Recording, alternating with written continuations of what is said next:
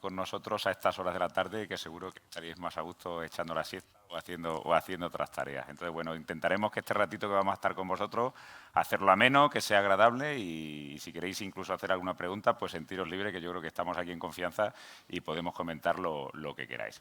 Entonces, sin más, simplemente comentaros. En Pluspoint analizamos la quinta parte del correo corporativo mundial. Estamos hablando de más de 7.000 millones de correos al día. Entonces, eso evidentemente nos da muchísima información sobre el panorama de amenazas que vemos en el día a día y que queremos compartir con vosotros, ¿no? Es decir, ¿y qué es lo que estamos viendo? Pues mira, vemos fundamentalmente tres cosas que son las que veis en la pantalla. Los ataques, el paradigma de los ataques ha cambiado, ¿no? Los malos se han dado cuenta que es más fácil dirigir los ataques a las personas y comprometer las cuentas de usuario de las personas y a partir de ahí comprometer a las organizaciones que lanzar complejos ataques contra sistemas como antes nacían. Con lo cual es muy importante y lo iremos comentando, ¿no? Y llevamos ya años comentándolo aquí en estas jornadas, ¿no? El importante tener una solución muy centrada en las personas y orientada a las personas, ¿no? Y donde evidentemente el correo electrónico, sin duda alguna, y todos coincidimos, se ha convertido en el principal vector de ataque. También es importante que esos ataques necesitan ser activados por persona, con lo cual, y bueno, yo creo que son cosas que hemos ido también comentando y en la presentación anterior han comentado, la formación y la concienciación de las personas, ¿no? Es decir, mientras más formados, mientras más concienciados estén nuestros usuarios y mientras mejor sepan discernir un ataque de phishing de lo que no lo es, pues evidentemente más protegidos van a estar nuestras organizaciones. Y la amenaza que hay detrás también es humana, ¿no? Y fundamentalmente en los años anteriores hemos hablado de la amenaza externa, donde había un objetivo económico, ¿no? Y los ataques. Pero hoy hablaremos también haremos especial hincapié en la amenaza interna, ¿no? En esos usuarios insiders dentro de las organizaciones que también buscan hacer un daño o tratan de hacer fuga de información de las organizaciones. Y para todo esto, y llevemos ya pues, 5 años, ¿no? Hablando aquí en el CCN, ¿no? Diseñamos hace más de 20 años que tiene la compañía un portfolio que ha ido evolucionando, un portfolio que empezó con esa protección de amenazas, donde protegíamos, por lo que la mayor parte nos conocéis, el correo electrónico como principal vector de amenaza, siendo diferenciales, no solo hablando de efectividad, como se hablaba anteriormente, sino de dando una capa de visibilidad, ¿no? Donde podáis ver quiénes son las... Hola, ahora sí.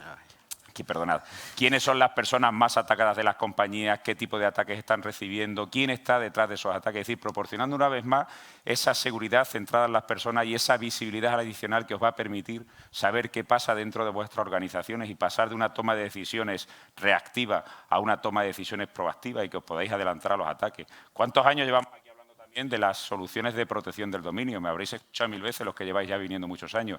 El DIMAR, Arrillet. Si queréis que eviten esas suplantaciones de vuestro dominio, tenéis que tratar de llevar el DIMAR Arrillet. Y no me cansaré de repetirlo todos los años que vengamos aquí. Por favor, todos el DIMAR Arrillet, ¿no? Luego fuimos avanzando, ¿no? Y fuimos incorporando soluciones en esa formación de los... Esa formación de los usuarios.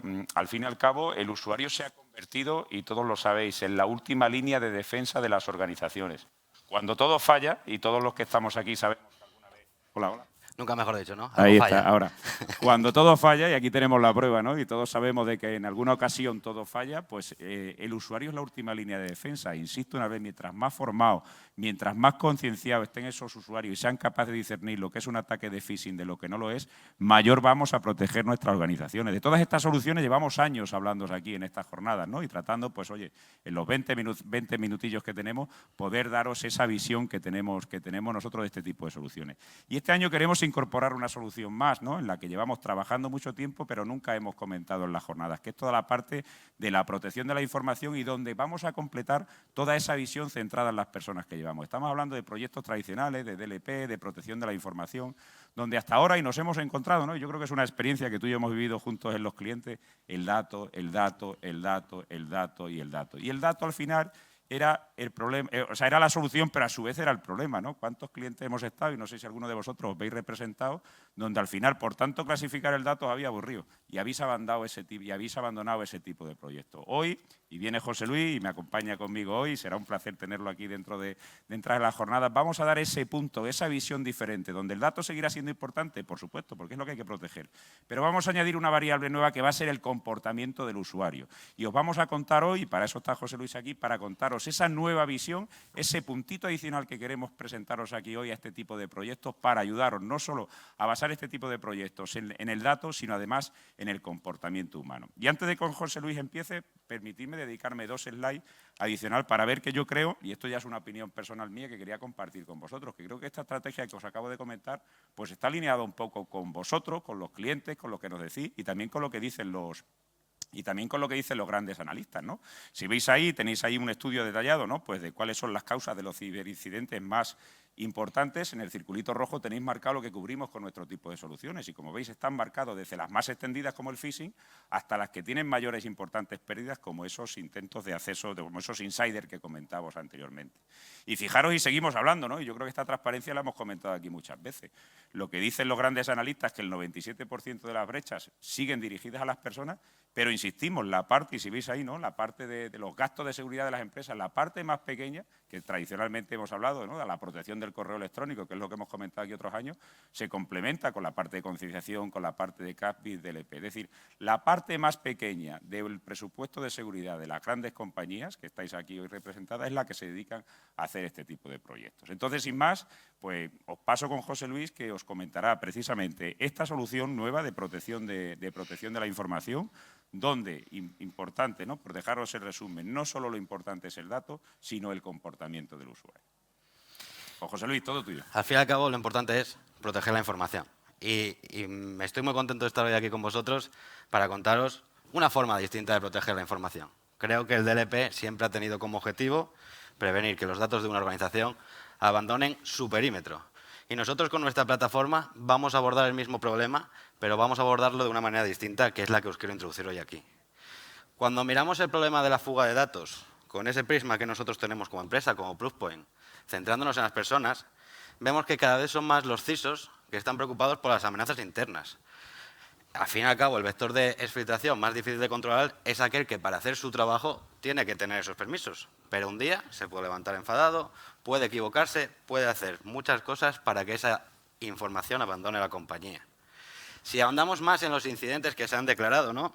Y volvemos a hablar ahí del Cause of Data Breach, el 74% de los incidentes declarados de fuga de información en este informe están relacionados con las personas. Entonces, en todos se han movido datos, claro está, pero creo que ya invertimos mucho dinero en proteger bases de datos, servidores que están en un castillo, pero es que esos datos luego van a los usuarios, van a las personas, y esas personas son las que los gestionan, las que los mueven, las que los crean, los actualizan. Están involucradas en casi todo el ciclo de vida del dato. Y ayer justo teníamos un evento nosotros y nos comentaba un cliente, tengo unas 3.000 bases de datos. Y eso pues, nos pareció bastante, ¿no? Pero es que 3.000 bases de datos, luego en los puestos de usuarios son 90 millones de ficheros. 90 millones de ficheros que gestionan muchas menos personas. 10.000, 15.000 personas, ¿no? Entonces vamos a centrarnos en ese enfoque porque cuando trabajamos con personas son más fáciles de entender. Una casuística muy típica cuando analizamos la fuga de información con personas es aquellas que 15 días antes han informado a la empresa que se van a abandonar de la compañía. Y creo que serían muchos de vosotros los que en algún momento, por la razón que fuese, os habéis ido de una compañía a otra y os habéis llevado posiblemente información que era de la compañía, que la habríais desarrollado vosotros. Hay mucho empleado que tiene la mala creencia de pensar que aquello que hace durante su trabajo es suyo, y no es así. ¿Por qué se hace esto? Bueno, habría que ahondar mucho, pero yo creo que una de las primeras causas es por la impunidad. Nadie está mirando eso, nadie se está enfocando en qué datos abandonan desde ese prisma, centrándonos en usuarios de riesgos. Usuarios administradores siempre lo hacemos, claro, para la gestión de vulnerabilidades, ¿no? Un domain admin es siempre una persona a la que hay que tener con unos controles de seguridad adicionales. Pero, ¿y la persona que está preparando el plan de adquisiciones para la empresa para el año que viene? ¿Qué información está gestionando? ¿Puede hacer eso una pérdida competitiva a nuestra empresa? Vamos a poner el foco en esas personas. Y con esa idea, con ese análisis del problema, en el que las personas son aquellas que van a mover la información, que la información no abandona la compañía por decisión propia, es como nosotros definimos nuestra protección de la información, donde el contenido de los datos, ¿no? Qué información es sensible, cuál es crítica o no a la compañía, sigue siendo importante. Nuestro producto obviamente va a tener la capacidad de detectar expresiones regulares, detectar cierto contenido en los documentos y poder ver así qué información es más importante que otra, pero la actividad, el contexto, lo que hace el usuario es al fin y al cabo cuando se produce el incidente. El fichero más crítico de cualquier compañía, si está donde tiene que estar y no se mueve de ahí, no es un incidente. El momento que se utiliza un medio, pongamos WeTransfer, para subir un fichero de compañía y ese medio no está aprobado en la política de medios aceptados de la compañía, eso es una incidencia. Independientemente del fichero que sea, si es información de compañía y se va a un medio no corporativo, ahí hay una incidencia. Vamos a limitar entonces la fuga de información por el hecho en sí y luego valoraremos la criticidad del incidente en base al contenido. Y además, luego, como empezamos protegiendo, como empezamos filtrando muchísima del tráfico corporativo, del correo electrónico, que es por donde se mueven las amenazas, vamos a aprovechar toda esa inteligencia que tenemos para completar la foto y así poder priorizar. ¿En qué se traduce esto? Porque esto es una idea muy de marketing, pero ¿cómo se traduce en el día a día? Que luego veremos un poco la consola, podremos entender mejor qué quiero decir con esa detección de la actividad, pero vamos a cambiar el proyecto de protección de la información. Habitualmente el proyecto de protección de la información se divide en dos fases. Una primera fase de consultoría, que algunos llaman gestión documental, gobierno del dato, clasificación en sí de la información, y después una implantación técnica. Voy a saber, en base a entrevistas habitualmente con personas, cómo se debe mover la información, qué información es la importante para mi compañía, y después voy a contratar una solución que voy a dedicar 2 meses en configurar perfectamente porque ya tengo el trabajo previo y ya está, problema resuelto. Bueno, decía antes Pedro, ¿no? Muchos clientes ya están un poco hartos del proyecto de LP porque suelen tener mala experiencia, la parte de gobierno del dato es muy costosa, mucho tiempo, muchos recursos, interacción con otras áreas. Y después la implantación técnica genera mucho ruido, porque en lo que has levantado la información, esa información puede haber estado ya caducada. Al recaer en departamentos va a ser posible que esa información no fuese acertada ni en el momento inicial. Y cuando lo implementas y tú implementas todo lo que has hecho después de 1 año o 2 de trabajo, no funciona. Te llama un director y lo tienes que quitar.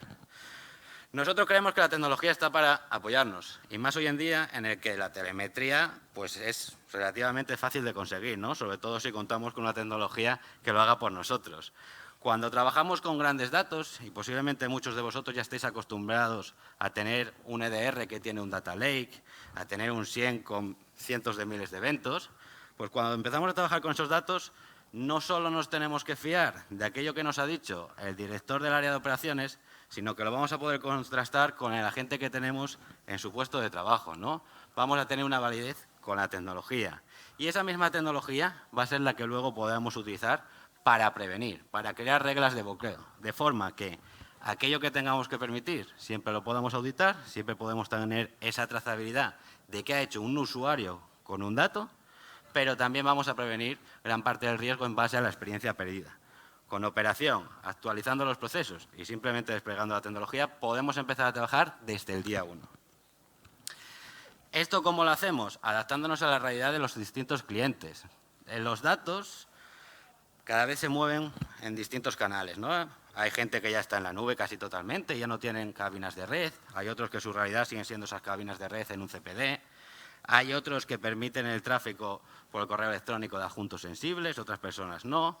Pues vamos a ir adaptándonos con una sola plataforma, la herramienta es una sola, pero que va a tener distintos módulos para adaptarnos a los distintos canales.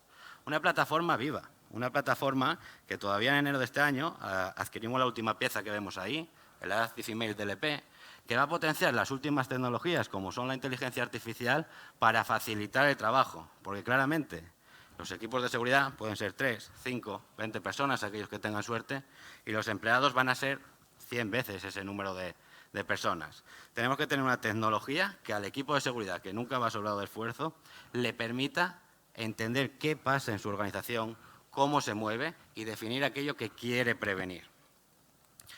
Esto lo vamos a hacer con una consola única, donde los distintos canales que tenga contratado el cliente nos van a traer información de ese Office 365, de ese Salesforce, de ese GitHub cuando tengan que desarrollar, del puesto de usuario, del correo electrónico, que es donde nace nuestra empresa Proofpoint.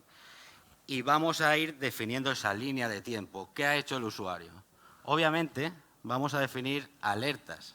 Vamos a poder ver aquello que nos preocupa, pero la telemetría es el punto de partida. Independientemente de las alertas, de aquello que hace que te suene el teléfono por la noche porque lo ha visto tu SOC, vamos a tener siempre la posibilidad de hacer threat hunting. Algo que creo que en el DLP tampoco se planteaba, ¿no? Hacíamos unas reglas muy estáticas y no teníamos la posibilidad de decir, oye, lo que he implementado ayer igual hoy ha cambiado. ¿Siguen usando las mismas páginas mis usuarios? ¿Seguimos teniendo los mismos proveedores que necesitamos compartir datos con ellos?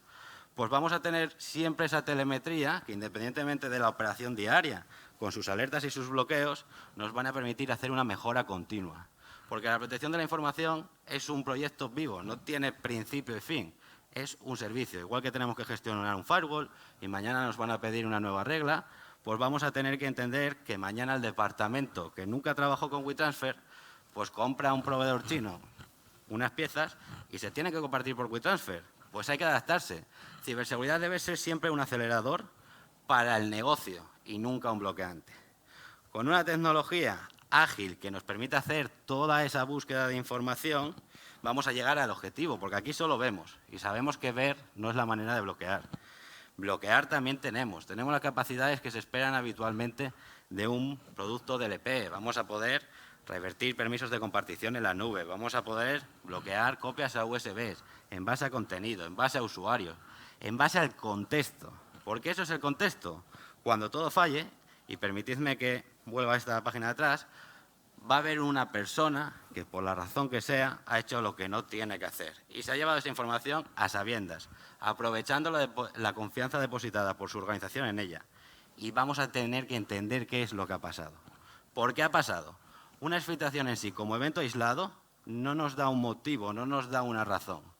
Podemos activar un equipo forense, ponernos a analizar el propio equipo y los artefactos que tiene, con el costo que eso tiene. Muchos de vosotros sabéis ya lo que es un trabajo forense, lo habréis vivido.